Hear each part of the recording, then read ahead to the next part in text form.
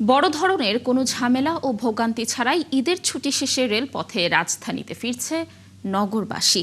ফিরতি পথে কিছুটা ভিড় থাকলেও ঈদযাত্রা স্বস্তির ছিল বলে জানিয়েছেন যাত্রীরা। মঙ্গলবার সকাল থেকে রাজধানীর কমলাপুর রেল স্টেশনে ছিল কর্মস্থলে ফেরা মানুষের উপস্থিতি। প্রিয়জনের সাথে ঈদ কাটিয়ে ফেরা নগরবাসীরা জানালেন, ঈদের ফিরতি রেল যাত্রায় বড় কোনো ঝামেলা হয়নি। তবে চাপ বেশি থাকায় দূরপাল্লার ট্রেনগুলো যাত্রীদের নিরাপত্তার কথা বিবেচনা করে স্টেশনে বিরতির সময় কিছুটা বাড়িয়েছে। এবছরের ঈদযাত্রায় এখনো পর্যন্ত কোনো দুর্ঘটনার খবর পাওয়া যায়নি। সকাল থেকে মোট 12টি ট্রেন ঈদের ফিরতি যাত্রায় কমলাপুর রেলওয়ে স্টেশনে পৌঁছায়।